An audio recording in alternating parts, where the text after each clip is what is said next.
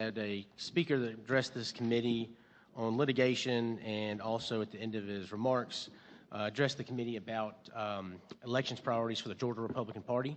So I'm going to let Mr. Dave Worley, chairman of the Democrat Party of Georgia Voter Protection Committee, address the committee for a few minutes about the Democrat Party's priorities. So appreciate you being here today, Mr. Worley. Good seeing you again. Good to see you.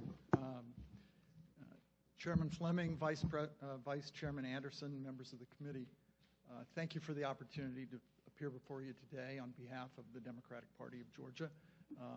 As the chair said, my name is David Worley, and I'm chairman of the Voter Protection Committee of the Democratic Party of Georgia.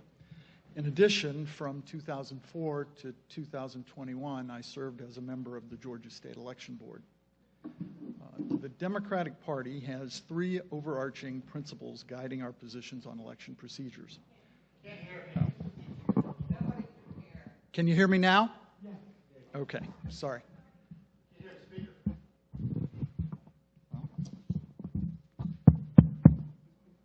Okay.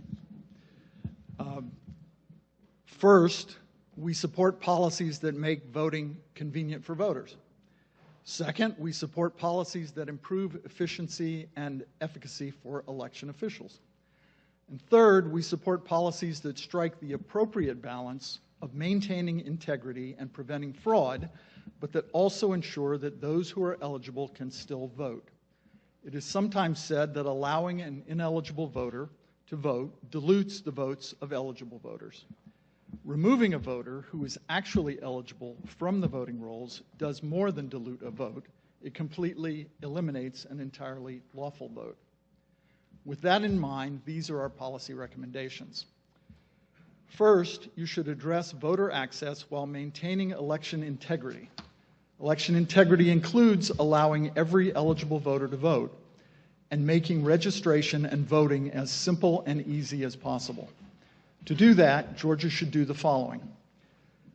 First, keep automatic voter registration. That is, we oppose changing the DDS voter registration system to opt-in. We all saw, as has been mentioned, the actual impact of switching back to an opt-in system when that was mistakenly done in 2021 and 2022, with a sharp decline in registration as a result. Georgia should also authorize the use of drop boxes during the weekend prior to the election date. We should permit voters to submit one absentee ballot request for an entire calendar year and eliminate classes of individuals who can request those rollover ballots. We should keep no excuse absentee ballots. We should maintain 3 weeks of early voting, but permit municipalities or counties the ability to opt for 2 weeks of early voting, but only for municipal and special elections. We should keep 2 mandatory Saturday voting days during early voting, and we should expand the types of locations allowed for early voting to give counties more flexibility in identifying early voting locations.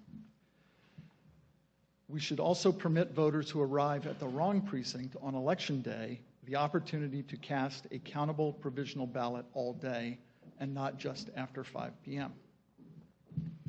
Second, you should reimagine voter challenges in Georgia. Current Georgia law on challenges is confusing, but you have an opportunity to make our voter rolls more accurate and to streamline the voter challenge procedures. First, Georgia should remain in ERIC, the Electronic Registration Information System. If the recent list maintenance efficiently removed 267,500 voters using ERIC, why take Georgia out of that system? If you want to do voter list maintenance on a mass scale, you have a responsibility to do so in the most correct and efficient way possible, which is ERIC. Georgia should prohibit mass challenges to voter eligibility by individuals. They should be limited to those that can be supported by the personal knowledge of the challenger. Georgia should explicitly incorporate the National Voter Registration Act's 90-day quiet period in both Sections 229 and Section 230 to make clear that Georgia law conforms to federal law. And Georgia should enact an election code provision stating that if voters are wrongfully or mistakenly removed from the rolls, they should be permitted an opportunity to re-register after the voter registration deadline or be allowed to cast a provisional ballot that will be counted once proof of residence is confirmed. My third point, finally, is that the General Assembly should abolish the state election board. I served for 17 years on the state election board. For 15 of those years, I was on the short end of a 4-to-1 Republican majority.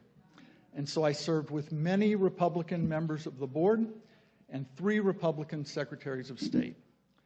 Despite our partisan identification, during my years on the board, we were able to act in a remarkably nonpartisan manner to successfully implement rules and to ensure uniformity in the administration of Georgia's election law. The overwhelming majority of our cases and rulemaking decisions were made unanimously. Those days are long, long gone. The current state election board has demonstrated that it is not capable of fulfilling its statutory obligations, is unconstrained by law, and unconcerned with conflicts of interest, and it should be abolished. The state election board currently serves no purpose that cannot be accomplished by the office of the Georgia Secretary of State. If the SEB does continue to exist, we oppose expanding the oversight authority of the SEB. Such an infringement on the SEB's, on the Secretary of State's authority is contrary to the Georgia Constitution. And if the SEB does continue to exist, it should be prohibited from enacting rules in even-numbered years. We saw in 2024 the burden and confusion among local election officials caused by such last-minute rulemaking. As you've heard today, as you heard it described today, it was chaos, and it should be ended. Finally, we would urge you to approach your review, as I know you will, and certainly hope you will, in as nonpartisan a way as possible. The points that we have suggested are nonpartisan. Truthfully, they are nonpartisan. They treat all voters equally. They give all voters the opportunity to vote. They provide access to everyone, and we believe they should be adopted. Thank you very much for your time. I appreciate your putting them on the schedule today, and I'd be happy to answer any questions. Thank you, Mr. Worley. Any questions from committee members?